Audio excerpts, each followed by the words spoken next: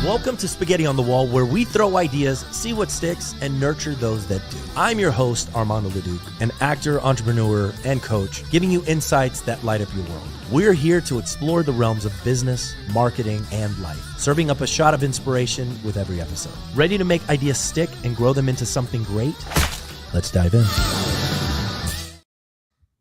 Good morning, good afternoon, and good evening, depending on when you're consuming this podcast. Anthony David Adams is in the house. Welcome. That was a remarkable intro. That intro is awesome. So cool. Yeah. Stoked to be here. Great. Dude. Yeah. We had an opportunity. We had the most amazing opportunity of getting to know each other on that Antarctica trip. Yeah. And was that your first time going? My first time in Antarctica. Yeah, correct. And I had never been either.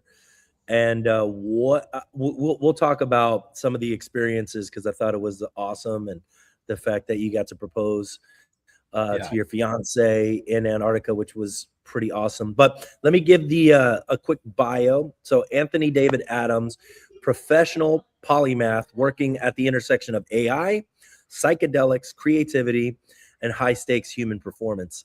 As founder and coach at EarthPilot, Alchemy. Is it EarthPilot Alchemy, or is it EarthPilot then Alchemy?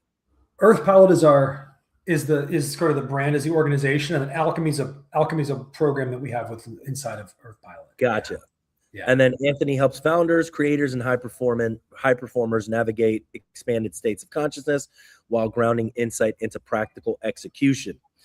And so it was so interesting. You did this exercise. What'd you call it? The hug matrix? Hug matrix.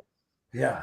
And you were talking about how people are just starved for touch, right? Especially Americans.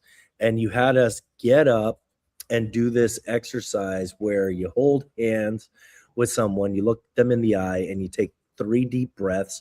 One breath was, I want you to think about just take a deep breath. Second breath was, think about your journey here to Antarctica. Third deep breath, think about their journey to Antarctica. And then you embrace for 3 whole beats. And we did it like 20 something times. And wow, what a profound experience, right? Like you were so grounded and connected, and it was just a phenomenal experience. How did you come up with that? It's funny, I think my first big psychedelic breakthrough, you could call it, or sort of experience, when I was 18 years old. I came out of it with I saw this guy with like a free hug sign at this concert, I was 18. And I carried that idea with me from that point. Like it really changed how I was approaching life, just the power of hugging and embracing people. But several years ago, like 10, 15 years ago, I was just looking at the research around how under-touched we are. That the average person is supposed to get something like 20 hugs a day to have like the optimal amount of oxytocin in our system, et cetera. And also just observing in our culture how when most of us hug, we do this thing where we kind of hug for like a second and then we kind of pull back. And you can almost feel this level of discomfort that happens. And it's at that moment, it's that level of discomfort where if we kind of lean into it, stick with it, that's actually where we start to release oxytocin and bond at a deeper level. And so I started to play around with, what if we do this in a group setting where every person in the group is going to hug every other person in the group for this period of, longer than our initial kind of resistance to the intimacy. And it was just so profound. I noticed that everyone's nervous system just relaxed to a deeper level there's no way I could have talked about anything to get them at that level. That was like a biological thing that was beneath language. And then I just started noticing other weird stuff happening, like increased group synchronicity. I did this with a sports team and watched how our biggest competitor literally just like disappeared before the next tournament. Like they kind of went crazy and got arrested the night before the tournament. I mean, so these little things that we ended up winning the tournament because some kid pulled a fire alarm and they all got arrested. And so it was a very strange thing. or even Antarctica, people were saying, oh, we think the hug matrix is part of why we have the blue skies or something, so you can't experimentally say that that's the case, but I noticed life itself bringing resources and cool experiences to the group, in addition to kind of the deeper relaxation that was happening. So it's been 10 or 15 years of me doing that with groups. Yeah. There was, it was profound, man. That whole trip was once in a lifetime. And it was one thing to be on the trip going to Antarctica to begin with, right? Like that's one. Just that. Yeah. That we got to go with. And this level of just openness and connectiveness and the synergy and all of that. It was just a really phenomenal trip that, I'll tell you, I've never been in a situation or room like that where 190 people are so connected, and you could feel even the people that worked there started to get swept away into that same energy.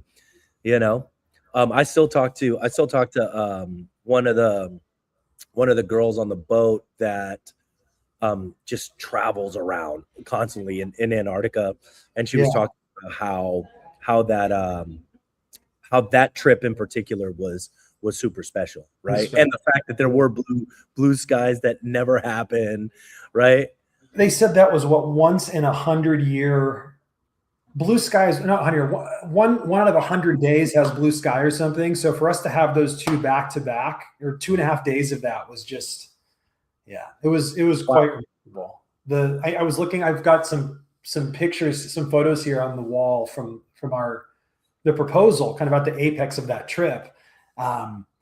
And people said, man, just to be able to even see those mountains in the horizon, in the background, or in the background of those images, or to be there, was just a thing that isn't, we don't see that. We've been down here for years doing this work, and you don't ever get to see the tops of those mountains. So it was quite a magical experience that was happening down there. Yeah, man. Super grateful to have met you. Let's get into I think you were one of the first people, if not the first people, that we met kind of on the trip down there, right? We did. Yeah. I think that we were at the airport, and I don't know if it was in Ushuaia or Buenos Aires. We were kind of like, hey, we're going to the same place here. It was obvious that we were kind of connected in that way. So it was in Buenos Aires. Yeah. On the way down. Right. Yeah, on the way down. Yeah. Yeah. So super cool to have met you, and just getting into, the psychology of what, your thought process is. So you said, a lane was never enough for you, right? Mm-hmm. And talk to me a little bit more about a polymath and what that means. Well, I think I've always been interested in a lot of different areas of life, and I've followed my curiosity and tried to create in a lot of different areas. It just had a kind of sole mandate to do that, so doing work in psychology, doing work in computers, doing work in politics, doing work in athletics. There's been a variety of different places and spaces that I think that I've applied my creative intelligence, and I've had a lot of things that were just experimental, but I've also had a lot of pretty interesting kind of category defining successes in some ways across multiple industries. And I think the importance of that for me is that it keeps me able to see insights and define things from all these different areas. I was coaching a founder earlier today about this, and I think that there's often this pressure to pick a certain thing, or kind of, let go of all these other things. And I think there's time for that. But I think that for creative people, or visionary people, which I think all of us are in some capacity, that it's important to cross train, right? Like learning music is going to make you better at mathematics, which is going to make you better at sports, which is going to make you better at dance. It's going to make you better in your relationship with your wife. It's all those things are so connected, and giving ourselves the freedom to explore and follow our creativity and curiosity, to me, feels like a foundation for a really healthy creative life in that way. And so you're combining AI, psychedelics, creativity. How did you have this moment where, where you were, where you were going through something and you kind of came up with this? How did that happen? I think I've been, as long as I can remember, I've been interested in consciousness. I've been interested in civilization and like designing cities or architecture planning. I've been interested in psychedelics and shamanism since I was a kid. I've been interested in computers since I was a kid. So there were certain things that just dharmic, just that have been part of I feel like I've kind of been doing the same thing my whole life on some way. It's grown in all these different ways. Psychedelics, computers. I mean, of course, those two are very deeply connected. I think the psychedelics are kind of in many ways the inspiration for the internet to a large degree, this interconnected network of connectivity. They kind of mimic the mycelium structure, things like that. And so I think they've just been things that I've been deeply curious about most of my life. My undergraduate work was in psychology that was inspired by my experience with psychedelics.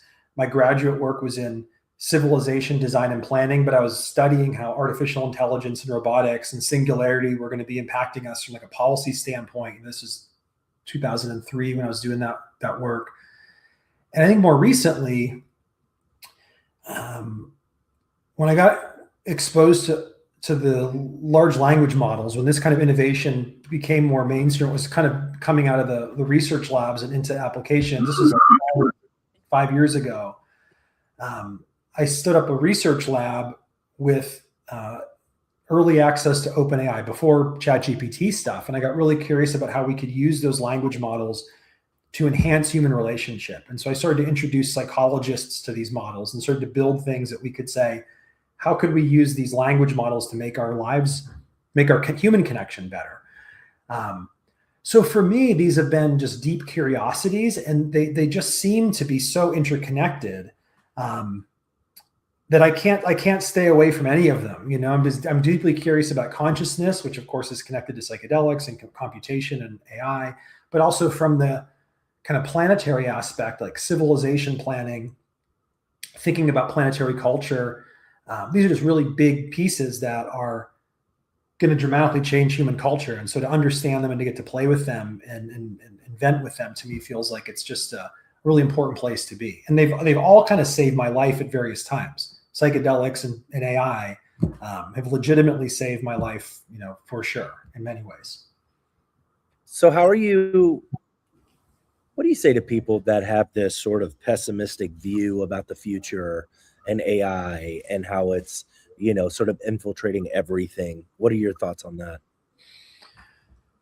Well, they're right, of course, in many ways. I wouldn't argue with them. I mean, I think that there is a view of the future, and a very real future, that we're going to create a lot of problems as well. I think that anytime we solve the problems of one paradigm or introduce a new technology, it always creates a whole new set of problems that we get to solve as a species.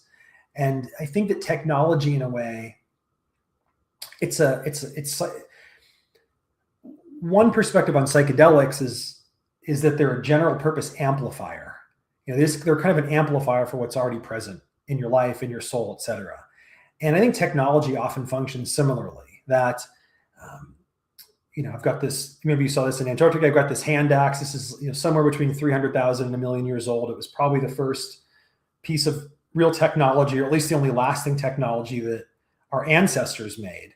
And our ancestors made this axe, but then this axe also made us, right? That the relationship between the technology shaped us. So for me, things are so kind of crazy and out of control across every area that for me, the only real response to that is like a radical optimism. It's a weird thing, it's sort of, it's probably irrational to be optimistic in some sense about the future, but to me, it feels like it's the only way I can do it.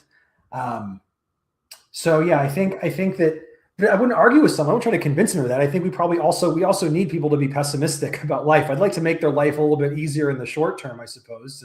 It's Right. kind of a burden. It's a burden to carry, but we likely survive at the intersection of a paradox between those that are radically optimistic about things, those that are pessimistic about things. The truth is probably somewhat of an emergent thing that comes from holding both of those paradoxically. And so I wouldn't want to rob someone of their pessimistic wisdom, so to speak. And I thank them for it. But man, the world's crazy. It's a very crazy place. And there's also value in the pessimism, I think. I think that, when I was studying psychology and depression, kind of trying to understand my own depression, a depressed mind is also often the most realistic in a way. Like the depressed mind actually tends to see reality the most clear in a certain sense in terms of what is. And so there's valuable information there. We want to integrate those perspectives in the world model that we're building and the things that we're working on. Like we don't want to just brush someone off as being, oh, you're just pessimistic, because you're probably right in many ways. Like there's plenty of shit to be worried about in the future, So it really is, right? Like, I mean, it's just, you look at it and you go, okay. I always think about, the people in the 1700s and the 1800s and 1900s. And like, you follow these Stoics at all? Like these Stoic Instagram stuff. And they, they just talk about that. It's like, like nobody was ever in a situation where everything was going right. As a matter of fact, the most right that things has ever been is right now. Seems that way. Like in many terms measures. I mean, many measures of these things. In measurement, like we don't have to worry about where we're going to get food, where we're going to sleep. Like, you know what I mean? Like there's so much abundance and we're sitting here, complaining about not having enough. Right. And it's like, wow. We'll talk about that probably later if we touch on the fasting piece, because I think that in a sense we sort of have a crisis of abundance, right? In many ways, ambient nutrition for all it's done for us is also causing a lot of problems for us now in certain ways too. So I really do think that every technology creates another level of problems for us to solve, and there are certain values that I think what happens with technological evolution as a species is that there's certain things that are implicit to our way of being, right? So our ancestors were walking around, they were lucky if they could use a hand axe to maybe break open the bones of an animal something else had killed, and they could maybe suck the marrow out. That was the only thing left after the buzzards and the lions and everything picked over these carcasses. That was really how we started to eat animals, really. That was chipping away maybe a piece of bone marrow or something. But we were basically walking 10 miles a day. We were fasting most of the time. We were built like professional athletes, essentially, in terms of our fitness. And we actually ate a more biodiverse set of foods. We didn't have these basically 5 or 6 things that were kind of monocrop culture, one specific DNA, a lot more food that we ate. And with the invention of agriculture, the discovery of agriculture, which was probably a byproduct of some psychedelic visionary art project, we became domesticated. We became domesticated. We ended up living in houses. Like the plants domesticated us, as Yuval Harari talks about. And so I think that things that were implicit, being in nature, calorie restriction, fasting, movement, all these things, they became less a part of our day-to-day lives. And we had to start inventing things like a gymnasium, right? We had to start inventing things like, I'm going to go pay money to lift weight around because I'm no longer lifting weight on a farm or in the wilderness. So we do start to experience a pain of the values that are no longer implicit. And to be healthy as a species, we have to make them explicit, right? We have to consciously track that I'm not getting 3 or 4 days in between meals naturally anymore. And I have to put myself into a fasting state. I have to put myself into an uncomfortable state so I can actually get the benefits of something that at one point was just kind of ambient, so to speak. Yeah. Yeah. I've been, I don't know why all of a sudden my Instagram and Facebook is starting to feed me like philosophical content on like some of the pessimistic philosophers of the time, right? Camus, Nietzsche, where it's like life is suffering. Yeah. it's garbage. Why? You know what I mean? Like, it's just, what was the famous quote that he had? It was like, life is just a way for you, not to like unalive yourself, right? Like, Mm. then I'm like, wait, why is this popping up on my feed all of a sudden? It was crazy. It would be fascinating to track different philosophical ideas Mm. along with what the current technological innovations were at the time to see how that impacted sort of the way that people were thinking about the world and the challenges they were facing. Yeah. Because in a certain sense, Buddhism, I mean, you could look at both Buddhism and at Christianity and and others as well, that essentially it's life is suffering, but the embracing of the suffering is where the meaning comes from, is where sort of the heaven on earth comes from, right? I mean, Augustine said, Christ went to the cross like a bridegroom to his bride. I mean, that's a mythological idea that if you embrace not only the suffering of life represented by this kind of carrying of the cross and the cross itself, but also that if you embrace death, you live a healthier life. And that's not unique to Christianity. I mean, that's Buddhism. That's in Bhutan, they say, if you want to be happy, contemplate your death 5 times a day. It brings along the most joy. So there is something in embracing the suffering. We're going to suffer either way. We can find a way to embrace it and to make it part of our practice. I think that we're for the better because of it. Yeah. Yeah. Yeah. It's one of those things, right? Like, it's my birthday today. And Happy so I'm birthday. like, Yeah. thank you. So, you think about, I think I think about death often, just in general, like, Yeah.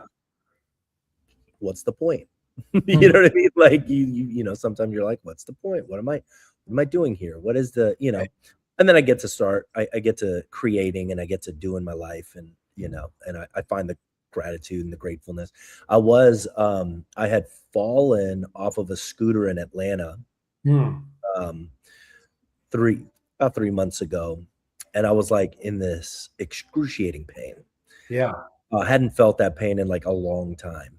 And I Right. was sitting in the ER, and I was like, I was grateful, as in pain as I was grateful for it, because I was like, wow, how often do you get to feel this type of pain? Like, not Mm. often, right? Yeah. And I was like, Yeah.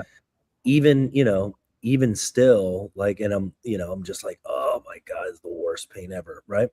There was a level of gratitude I love it. for the ability to feel that. You feel it. Yeah. Yeah. And there's I mean, it's a beautiful way of a psychological tool to surrender to the pain, to see if we can find gratitude for it. I've used physical pain and physical sickness as a vehicle to go back into deeper emotional pain and trauma in my life that I found to be helpful. I'm like, oh, this is so painful. Could take psychedelics, or I've got this in front of me. I'm sure that there's some connection here. Like, let's use it as a vehicle to go back in and find some deeper emotional things that need to be released.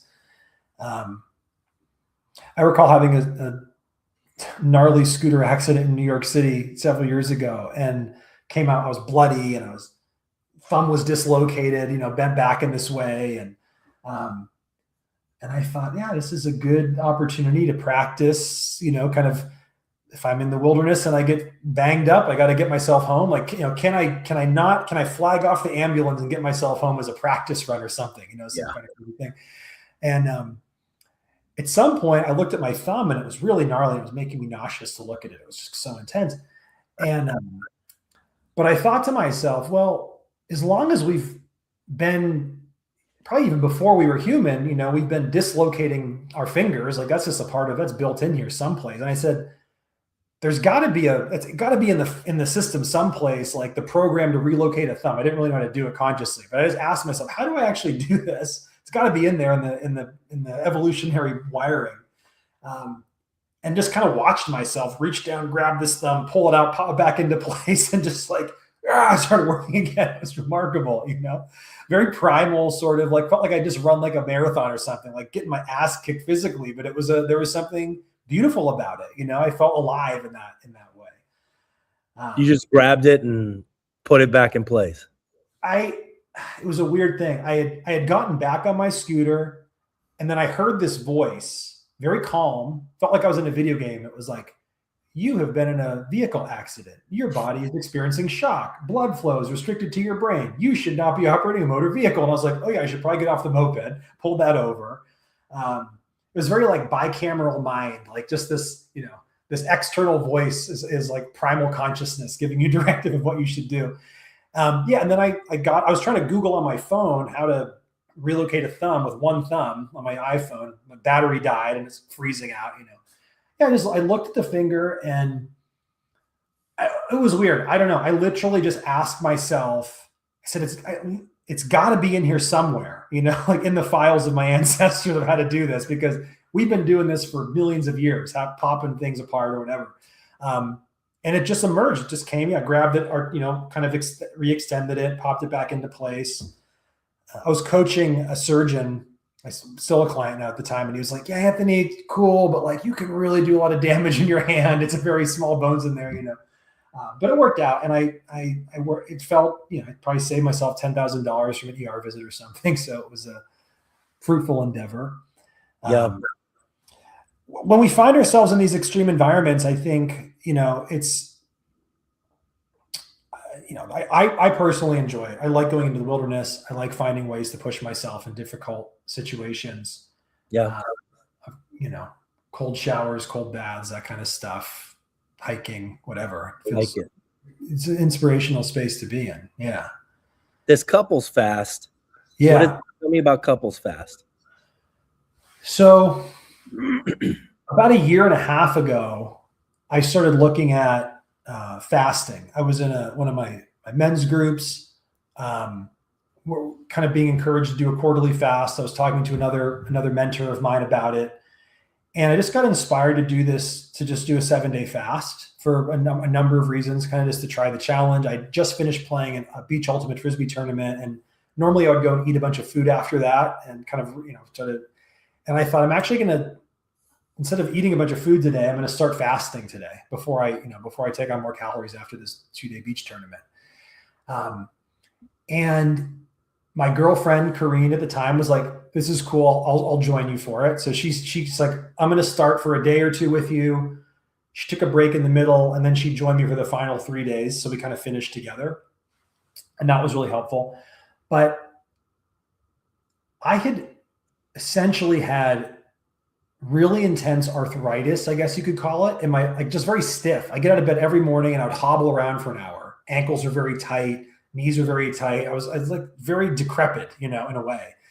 Yeah. And for years, and I had kind of just acclimated to that. I'm a competitive athlete. I hate stretching. I'm like not a person that stretches a lot. I push once in a while I get a new yoga kick, but I don't stretch before I work out in the way that I should, et cetera. So my body was pretty inflamed and I was pretty stiff.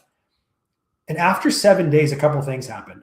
The first is that for fun, I went down to the beach. It got very easy, by the way. After the 3rd day, it was like, I didn't want to start eating again. I was like, I'm going to save a couple hours a day. I'm saving money. Like, it's great. Full of energy, mind super clear.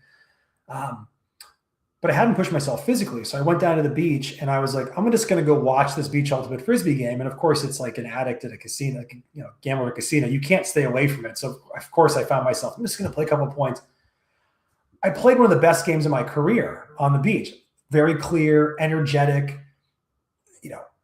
scoring on kids that are half my age, on the beach. And I thought, this is really remarkable. And the other thing is that my inflammation was just entirely gone, never to come back. It had reset something in my system. I noticed that my diet shifted. My desire for certain foods didn't come back. So we started to look more deeply to it, and we took it on as a practice every quarter, where we would do a fast together, somewhere between 3 to 7 days. We would break our fast together. We would do some practices along the way with one another. And looking back at the last year and a half, I'll tell you, the first bite of an avocado after 7 days of fasting is my top meal of the year. Like, it just would lay me out in bliss. Like, this is so remarkable. The gratitude and the experience of that. And then with a partner, getting to the challenge of it. It was so powerful for us that we created this program around a couples fast for the benefits physically, spiritually, emotionally, relationally. we offered it at this trip in Antarctica. Happy to gift any of your listeners, a copy of the book and that. If they're curious about it, we'll gift them a copy of that. We'll find a way to get it to them couples fast. But we built a protocol around it. It's been transformational for us as a practice, and just, like I said, physically, mentally, all those things. And I really do think that so much of what we as a species right now are endeavoring to accomplish through stem cell shots, through GLP-1s for diet, weight loss, all these things. When you fast for a few days, you regenerate your entire immune system. Your human growth hormones up 1,300%. Your stem cells you're flush with stem cells. You lose between a half a pound to a pound a day. You could literally last a month or two. If you wanted to lose 30 or 60 pounds, you could just go for a month or two of not eating. You'll have more energy. And the way that I've come to think of it, it's like taking your car in to get the oil changed. Like most of us are just driving the car all the time. We never pull it off to have this whole other system come online that cleans up precancerous cells, cleans up the plaque from our brain. So this is, in a way, kind of my latest thing that I'm evangelical about. I was in psychedelics about 10 years ago. It was really like, we got to do psychedelics. Now it's like people maybe need to do less psychedelics. Some people, it's kind of a hit or miss now. Some people more, some people less. But fasting, I'm like, this is a tool that I really am a huge fan of for, like I said, spiritual, mental, relational, physical benefits. Just really, really remarkable. And it's just innate. It's free. I try to calculate like what's the pharmacological equivalent in terms of cost, both like in side effects and cash. It's somewhere between like $10,000 and like $1 million if you try to replicate all of the benefits of a 7-day fast through modern medicine, through pharmacological medicine in that way. Wow. So anyway, I'll shut up about that. But I can't talk about it forever. And we did a whole book on it. We'll please send the book. I definitely, I've done some juice fasts and have really experienced amazing. Like I've done a 10-day juice fast, which was just incredible. So you've inspired me. I'm gonna get back to it. And there's so many different ways to do it, right? Like you can do juice fasting. There's some people that do no water, which to me feels crazy, but I thought water fasting only was crazy for a period of time. But I really think that to me, it feels like the hug matrix. I've been doing this high performance coaching thing for 20 some years. And I really think that there's like 2 keys to doing it. 99% of it is finding the right people to work with. I've always said that being a great coach is 99% of it's finding great clients to work with. But the other 1% is often, for me, smuggling in very basic things that are available and that are free for people to do. Writing gratitude letters, spending time in nature, fasting, meditation, telling the truth. Like, it's basic stuff that has this asymmetric return when people actually apply it. Yeah. And I often tell my clients, I'm like, look, you can do this for free. I put it into a book. I'll give you the book for free, whatever. If you hire me for a Bitcoin a year, that's what we're going to do. Is this thing I'm giving you for, you can do for free.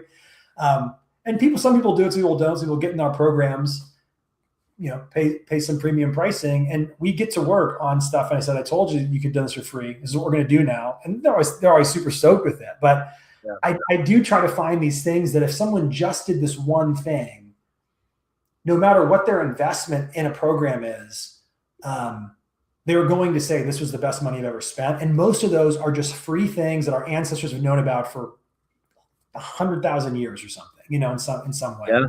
So I love it, man. Anthony, tell them where they can find you. You can, if anybody wants to get in touch, you can shoot me an email, a@175g.com. You can pop over to earthpilot.org. Or you can check out couplesfast.com if you want. You can sign up over there and we'll send you a free copy of the book and invite you to come do some other stuff with us as a gift. Yeah. I love it, man. Hey, I can't say enough good things about what you do, the energy, the ideas, the psychology, the vibe of who you are, what you do, what you stand for. So I really appreciate you being around, man. It's great. I appreciate you too, man. Look forward to more connection, more adventure together. And 100%. Exploration. 100%. Yeah. Y'all check out Anthony. Awesome guy. And as always, Spaghetti on the Wall brought to you by Leduc Entertainment for all of your social media production needs, podcasts. We got you. Keep listening, keep watching, and we'll see y'all next time.